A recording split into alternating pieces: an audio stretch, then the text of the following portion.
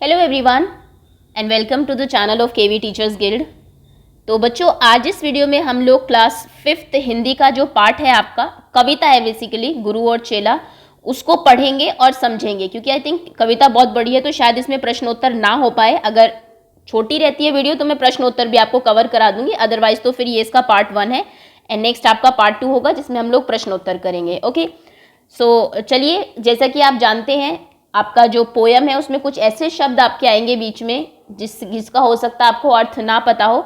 तो हम जो शुरुआत करते हैं हमेशा वो शब्दार्थ से करते हैं। पहले आपको कुछ नए शब्दों के अर्थ बताए जाएंगे जिससे कि जब वो पोयम में यूज हो, चैप्टर में यूज हो, तो आपको उनके अर्थ पता हो। ओके, तो सबसे पहले शब्दार्थ करेंगे, देन रीड करेंगे आपकी पोयम को और समझेंगे कि क्या है पोयम में, क्या स्टोरी है, और उसके बाद हम लोग प्रश्नोत्तर करेंगे, फिर वर्कशीट और फिर क्विज। यही हमारी सीक्वेंस है सभी उसकी। तो पहले शब्दार्थ। कोई नया है चैनल पर तो आप सब्सक्राइब कर लें जिससे कोई भी वीडियो आपकी क्लास की आपसे मिस ना हो। पहला शब्द है चेला। चेला मतलब होता है शिष्य, गुरु शिष्य की जोड़ी, जैसे आप जानते हैं, जो उनकी सभी बात मानता है गुरु की। धेला, धेला मतलब होता है पैसा। डगरी, डगरी मतलब रास्ता। शीश, शीश मतलब होता है सिर, मस्तक। सुयश, प्रसिद्धि, फेमस हो जाना, सुयश उसको कहते हैं। पधारे मतलब आए। अनबूझ, अनबूझ मतलब होता है मूर्ख, बेवकूफ, जिसे कुछ नहीं पता उसे अनबूझ कहते हैं। भाजी मतलब सब्जी। मुसीबत तो आपको पता होगा समस्या। विवश हो जाना, मजबूर हो जाना किसी के आगे। हाट मतलब बाजार होता है। भिश्ती वो होता है जो कि पानी भरने वाला, कोई चीज़ बन रही है, जैसे आपके घर में घर बनता है तो उसमें जो पानी लेके आता है उसे भिश्ती कहते हैं। शरारत, ये पता होगा गलती। गफलत मतलब होता है भूल, किसी गफलत में मत रहना, किसी भूल में मत रहना। दनादन मतलब बहुत जल्दी जल्दी। खता मतलब गलती। ओके, तो ये कुछ आपके शब्दार्थ हैं, इनको आपको पता होना चाहिए। कई बार क्वेश्चन यहाँ से भी बन जाते हैं कि इस शब्द का क्या अर्थ है, और अब जब ये यूज होंगे आपकी पोयम में तो आपको मतलब पता होगा, आप समझ जाएंगे उसका मतलब। ओके, तो now let's start the chapter. Class 5 Hindi part 12, गुरु और चेला। गुरु एक थे और था एक चेला, चले घूमने पास में न था धेला। चलते चलते मिली एक नगरी, चमाचम थी सड़कें, चमाचम थी डगरी। तो एक गुरु थे और एक उनका चेला था, दोनों के पास एक भी पैसा नहीं था, फिर भी वो घूमने निकल जाते हैं। और जैसे जाते हैं, जाते जाते एक नगर में पहुंचते हैं जहाँ की सड़कें और जो डगरी, डगरी मतलब रास्ते, एकदम चमक रहे थे, सड़कें एकदम चमक रही थी। नेक्स्ट, मिली एक ग्वालिन धरे शीश गगरी। गुरु ने कहा तेज ग्वालिन न भगरी। बता कौन नगरी, बता कौन राजा, कि जिसके सुयश का यहाँ बजता बाजा। तो उन्हें रास्ते में एक ग्वालिन मिलती है। ग्वाले होते हैं जो कि अपने जानवरों को चराते रहते हैं। वो उसके सर पे, शीश पर मतलब सर के ऊपर गगरी, उसने मटकी रखी होती है पानी की। गुरु ने कहा उसको कि ग्वालिन तेज मत भागो, मत आराम से चलो, ये बताओ कि ये कौन सी नगरी है, क्योंकि चलते चलते आप किसी अनजान शहर में पहुंच गए। कौन सी नगरी है, कौन यहाँ के राजा है जिनके सुयश का यहाँ बजता बाजा है, मतलब जिनकी प्रसिद्धि है यहाँ पर, किसकी प्रसिद्धि का यहाँ डंका बजता है। ओके, कौन यहाँ के राजा है। कहा बढ़ के ग्वालिन ने महाराज पंडित, पधारे भले हो यहाँ आज पंडित। यह अंधेर नगरी है अनबूझ राजा, टके शेर बाजी टके शेर खा जा। तो ग्वालिन कहती है कि, तो ग्वालिन आगे बढ़ के कहती, महाराज पंडित कहती है कि आप यहाँ पर आ तो गए हैं, आज भले आप यहाँ पर पधारे हो, लेकिन ये जान लीजिए कि ये अंधेर नगरी है और यहाँ के जो राजा है अनबूझ है, मतलब बिल्कुल मूर्ख राजा है। और ऐसा शहर है कि यहाँ पे भाजी, भाजी मतलब सब्जी भी टके सेर की मिलती है, और खाजा जो एक बहुत ही महंगी मिठाई है वो भी टके सेर ही मिलती है, यानी कि सब चीज़ों का प्राइस यहाँ पर एक ही है। यहाँ का जो राजा है बहुत मूर्ख है और ये अंधेर नगरी है। ठीक है, कोई यहाँ पर रूल रेगुलेशन चलते नहीं है।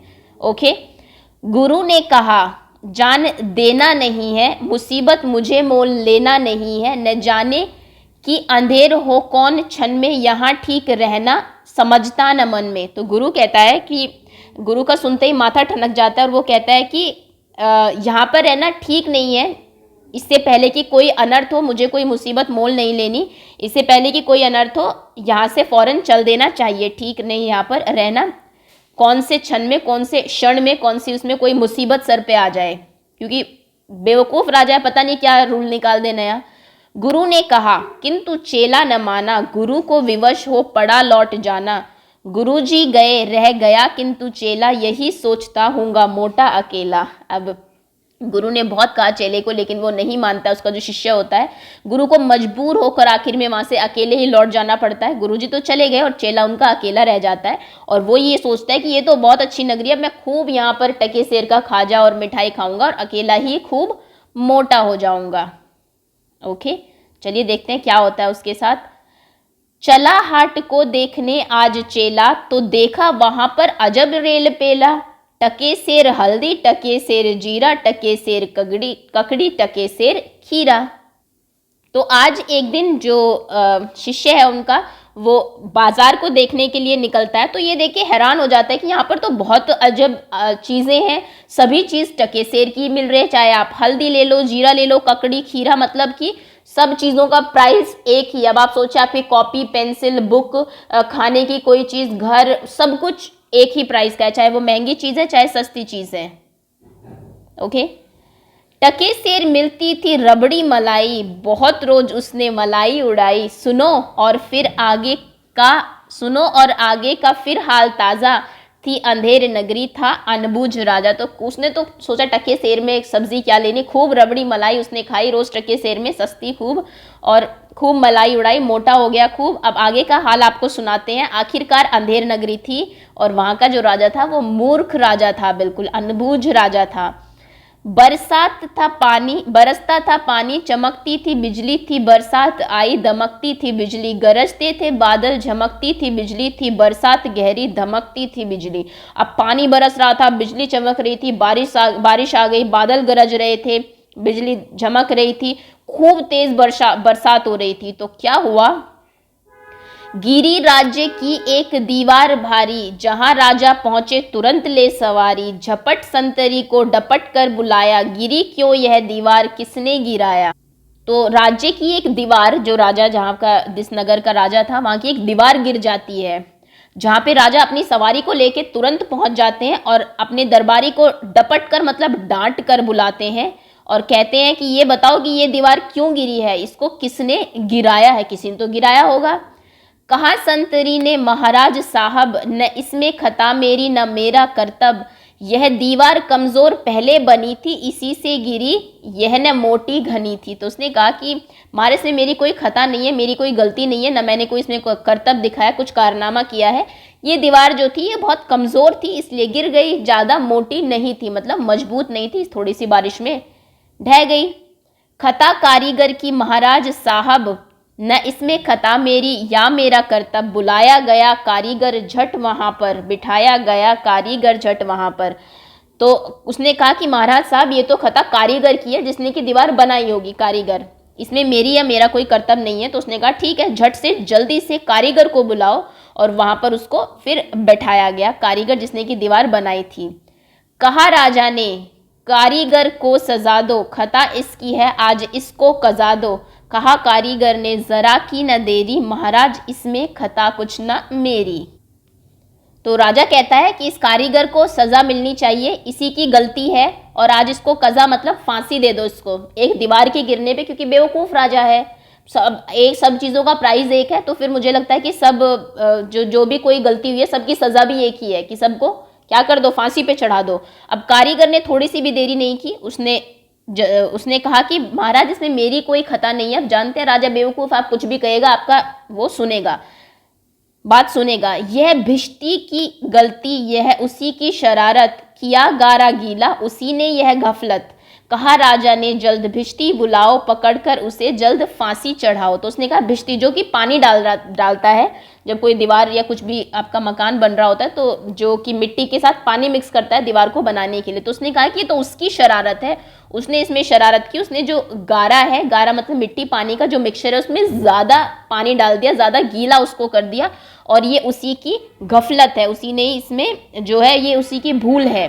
तो राजा ने कहा जल्दी से चलो, फिर इतनी जल्दी उन्होंने उसकी भी बात मान ली और कहा कि ठीक है, तो फिर भिष्टी की गलती है, भिष्टी को बुलाओ और फिर उसे फांसी पर चढ़ाओ। मतलब कि सुनना नहीं है, कुछ वो नहीं करना, जो कहता रहे आदमी उसी को नेक्स्ट बुलाते रहो, और सीधा फांसी की सजा सुना दी। चला आया भिष्टी, हुई कुछ न देरी, उसने कहा इसमें खता कुछ न मेरी, यह गलती है जिसने मशक को बनाया, कि ज़्यादा ही जिसमें था पानी समाया। तो उसने कहा कि इसमें मेरी कोई गलती नहीं है, ये उसकी गलती है, कोई मेरी खता नहीं है। जिसने कि मशक बनाया, मशक होता है आपका एक गड्ढा जो जिसमें कि पानी भरा जाता है, नहीं सॉरी लेदर बैग होता है ये एक्चुअली एक मशक, आपने आई थिंक ये उसमें भी पढ़ा था ईवीएस के चैप्टर में भी। तो उसने कहा कि उसने मशक इतनी बड़ी बना दी कि उसमें ज़्यादा पानी आ गया, तो मैंने ज़्यादा पानी उसमें डाल दिया। एक लेदर का बैग होता है जो कि पहले पानी ले जाने के लिए इस्तेमाल किया जाता था जब घर वगैरह बनते थे। तो मतलब क्या है कि अगर मशक में ज़्यादा पानी आएगा तो तुम ज़्यादा गिरा दोगे, लेकिन राजा बेवकूफ़ है, वो इसकी भी बात सुन लेगा। उसने कहा ठीक है मशक वाले को बुलाओ। मशक वाला आया, हुई कुछ न देरी, उसने कहा उसने इसमें खता कुछ न मेरी, यह मंत्री की गलती है, मंत्री की गफलत, उन्हीं की शरारत, उन्हीं की है हिकमत। तो उसने मशक वाले को जल्दी बुलाया गया बिना कुछ देर किए, क्योंकि जल्दी जल्दी सबको मतलब जिसने दीवार गिरी है उसको सज़ा मिलनी चाहिए। तो उसने भी यही कहा मेरी कोई गलती नहीं है, मंत्री की गलती है और मंत्री ने गफलत की है, इसमें उसी की भूल है, उसी की शरारत है, उसी की इतनी हिमाकत हुई, उसी की इतनी हिम्मत हुई। अब मंत्री ने क्या किया भाई, बड़े जानवर का था चमड़ा दिलाया, चुराया ने चमड़ा मशक को बनाया, बड़ी है मशक खूब भरता है पानी, यह गलती न मेरी, यह गलती बिरानी। तो उसने कहा कि उसने जो मुझे चमड़ा दिया था, जैसे कि मैंने कहा कि लेदर चमड़े का जो बैग होता है उसमें जानवर की चमड़े से बैग बनाया जाता है, तो उसने कहा कि उसी ने मुझे इतने बड़े जानवर का चमड़ा दिलाया था, उसमें मैंने मतलब कोई चमड़ा उसे चुराया नहीं, निकाला नहीं, जितना भी चमड़ा दिया मैंने पूरे का क्या बना दिया, मशक बना दिया, इसलिए मशक बहुत बड़ी बन गई। तो जिसमें खूब ज़्यादा पानी भरता है, ये मेरी गलती ने, बिरानी मतलब दूसरे की गलती है। ये किसकी गलती है, मंत्री की, जिसने कि चमड़ा लाके दिया था। चलिए भाई, है मंत्री की गलती तो मंत्री को लाओ, हुआ हुक्म मंत्री को फांसी चढ़ाओ, चले मंत्री को लेके जल्लाद फौरन, चढ़ाने को फांसी उसी दम उसी क्षण। तो उसने कहा ठीक है मंत्री की है तो मंत्री को लाओ। बेचारा मंत्री किस पे डाले, जानवर पे तो डाल नहीं सकता कि जानवर ज़्यादा बड़ा था मैंने इसलिए उसकी चमड़ी ज़्यादा हो गई, तो वो फंस गया लास्ट में। तो उसने हुक्म दिया कि जल्दी से मंत्री को फांसी पर चढ़ा दो। इतनी जल्दी फांसी का आपको पता है कि कितना लंबा प्रोसेस होता है, किसी आदमी की जान कितनी इंपॉर्टेंट हो सकती है, लेकिन अंधेर नगरी है, सब कुछ चलता है, बस राजा का हुक्म चलेगा वहाँ पर। तो मंत्री को लेके जल्लाद जो कि फांसी देते हैं वो फौरन जल्दी से मंत्री को लेके चल देते हैं, पढ़ा उसी समय उसको फांसी चढ़ाने, उसी दम उसी क्षण, फौरन तुरंत। ओके, मगर मंत्री था इतना दुबला दिखता मगर मंत्री था इतना दुबला दिखाता, न गर्दन में फांसी का फंदा था आता। कहा राजा ने जिसकी मोटी हो गर्दन पकड़ कर उससे फांसी दो तुम इसी क्षण। अब जो मंत्री आया था वो बहुत दुबला था, बहुत पतला था, और जो फांसी का फंदा था वो बड़ा था, तो उसकी गर्दन में फांसी का फंदा आ नहीं रहा था। तो राजा ने कहा कि फांसी तो मिलेगी अगर दीवार गिरी है, तो जिसकी मोटी गर्दन है उसे ले आओ और उसी क्षण इसे क्या कर दो, फांसी दे दो। चले संतरी ढूंढने मोटी गर्दन, मिला चेला खाता था हलवा दनादन। कहा संतरी ने चले आप फौरन, महाराज ने भेजा न्योता इसी क्षण। तो संतरी जो दरबारी थे वो ढूंढने निकल जाते हैं मोटी गर्दन वाला आदमी जो कि फंदे में फिट हो जाए। तो उसी टाइम उनको चेला मिलता है जो कि पूरा मौज कर रहा है अंधेर नगरी में। लेकिन कब तक, बेवकूफ़ों की नगरी में रहोगे तो कभी न कभी तो फंसोगे। वो दनादन मतलब खूब तेज तेज हलवा खा रहा था वहाँ पे, क्योंकि सब चीज़ टके सेर मिल रही थी, तो हलवा और रबड़ी खूब खाता था। तो उन्हें संतरी ने कहा कि आप फौरन जल्दी से हमारे साथ चलिए, महाराज ने आपको न्योता भेजा है, बुलावा भेजा है, इसी क्षण आपको हमारे साथ चलना पड़ेगा। बहुत मन में खुश हो चला आज चेला, कहा आज न्योता छकूंगा अकेला। मगर आके पहुंचा तो देखा झमेला, वहां तो जुड़ा था अजब एक मेला। तो वो तो खुश होगा कि न्योता भेजा है, जरूर आज तो मेरी दावत है, आज तो मैं अकेला ही छकूंगा, मतलब अपना पेट भरूंगा। न्योता आया है तो, लेकिन वहां पे देखा तो अलग ही कहानी चल रही है, एक अजब ही मेला लगा है। जैसे कि आप जानते हैं पूरे बहुत सारे लोग आए हुए हैं, इसको फांसी होंगी, उसने कहा इसको होगी, इसको एंड में मंत्री की गर्दन भी फिट नहीं हुई। तो चलिए, यह मोटी है गर्दन इसे तुम बढ़ाओ, कहा राजा ने इसको फांसी चढ़ाओ। कहा चेले ने कुछ खता तो बताओ, कहा राजा ने चुप न बक बक मचाओ। तो उसने कहा कि देखो इसकी मोटी गर्दन है, इसे फांसी पर चढ़ा दो। तो राजा ने कहा ठीक है चलो चढ़ाओ। तो चेले ने कहा अरे कुछ गलती तो बताओ, मेरी क्या गलती है, मुझे क्यों फांसी चढ़ा रहे हो। लेकिन अंधेर नगरी है, कोई किसी के लिए आंसरेबल है ही नहीं। तो राजा ने कहा चुप हो जाओ, बक बक मत करो, ज़्यादा बकवास मत करो, जो ऑर्डर है उसे मानो चुपचाप। मगर था न बुद्धू, था चालाक चेला, लेकिन अपने गुरु की तरह चेला भी चालाक था। मचाया बड़ा ही वहां पर झमेला, कहा पहले गुरु जी के दर्शन कराओ, उसके बाद में चाहे फांसी चढ़ाओ। तो उसने वहां पर एक और झमेला शुरू कर दिया, एक और प्रॉब्लम क्रिएट कर दी। उसने कहा कि पहले मुझे गुरुजी के दर्शन कराओ। आप जानते हैं मरने वाले की आखिरी इच्छा पूरी की जाती है। तो उसने कहा मेरी आखिरी इच्छा है कि पहले गुरुजी के मुझे दर्शन करा दो, उसके बाद आप चाहो तो मुझे फांसी पर चढ़ा देना। गुरुजी बुलाए गए झट वहां पर कि रोता था चेला खड़ा था जहां पर। गुरुजी ने चेले को आकर बुलाया, तुरंत कान में मंत्र कुछ गुनगुनाया। तो गुरुजी जल्दी से वहां पर आए और देखा कि चेला रो रहा है वहां पर। गुरुजी अपने चेले के लिए कुछ तो करेंगे, तो उन्होंने आके उसके कान में एक मंत्र कुछ जैसा कुछ बताया, उसके कान में धीरे से गुनगुनाया, बोला कुछ। झगड़ने लगे फिर गुरु और चेला, मचा उनमें धक्का बड़ा रेल पेला। गुरु ने कहा फांसी पर मैं चढ़ूंगा, कहा चेले ने फांसी पर मैं मरूंगा। तो उसके बाद जैसे उन्होंने कुछ कहा तो दोनों आपस में लड़ने लगे। गुरुजी कहने लगे कि मैं फांसी पर चढ़ूंगा, उसने कहा कि नहीं मैं चढ़ूंगा। तो दोनों झगड़ रहे हैं आपस में। अब ये कुछ जरूर उनकी ट्रिक होगी जो कि गुरुजी ने उनको बताई है। हटाए न हटते अड़े ऐसे दोनों, छुटाए न छुटते लड़े ऐसे दोनों। बढ़े राजा फौरन, कहा बात क्या है, गुरु ने बताया करामात क्या है। तो दोनों ऐसे अड़े हुए थे कि लोग उनको हटा रहे थे, वो हट ही नहीं रहे थे कि नहीं मैं फांसी पर चढ़ूंगा, नहीं मैं चढ़ूंगा। लोग छुड़ा रहे थे, छूट भी नहीं रहे थे, झगड़ रहे थे। तो राजा एकदम से आगे बढ़ता है, कहा कि क्या बात है। तो गुरु पूरी करामात, पूरी बात उनको बताता है कि क्यों वो दोनों झगड़ रहे हैं। चढ़ेगा जो फांसी मुहूर्त है ऐसी, न ऐसी मुहूर्त बनी बढ़िया जैसी। वह राजा नहीं चक्रवर्ती बनेगा, यह संसार का छत्र उसी पर तनेगा। तो उन्होंने कहा कि ये जो घड़ी है, जो मुहूर्त है फांसी चढ़ने का, ये बहुत अच्छा मुहूर्त है। जैसे शादी का मुहूर्त निकलवाते हैं, ऐसे उन्होंने कहा कि फांसी का बहुत अच्छा पल है। जो इस टाइम फांसी चढ़ेगा वो राजा नहीं बल्कि वीर चक्रवर्ती बनेगा और पूरे संसार का राजा होगा, पूरे संसार का छत्र जो है उसी के सर पर तनेगा। अच्छा, तो यानी कि राजा को बेवकूफ़ बनाने की कोशिश की जा रही है कि इसलिए हम झगड़ रहे हैं। राजा तो जैसा आप जानते हैं सभी की बात मान लेता था। कहा राजा ने बात सच गर है, कहा राजा ने बात सच गर यही, गुरु का कथन झूठा होता नहीं है। कहा राजा ने फांसी पर मैं चढ़ूंगा, इसी दम फांसी पर मैं ही टंगूंगा। अब राजा ने कहा गुरु तो झूठ बोलते नहीं है, अगर ये बात सच है तो ठीक है, मैं फांसी पर चढ़ूंगा और इसी दम मुझे जल्दी से फांसी पर टांग दो। चढ़ा फांसी राजा, बजा खूब बाजा, प्रजा खुश हुई जब मरा मूर्ख राजा।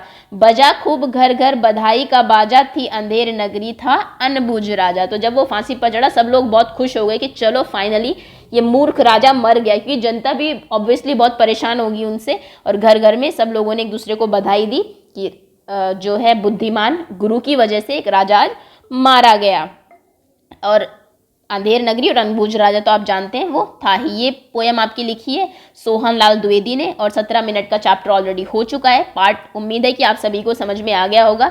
अब इसके जो प्रश्न उत्तर है हम वो नेक्स्ट वीडियो में ही करेंगे, बिकॉज बहुत लंबी वीडियो नहीं करते हैं। ओके, सो बहुत बहुत धन्यवाद आपका। Wait for question answers, worksheet and then quiz.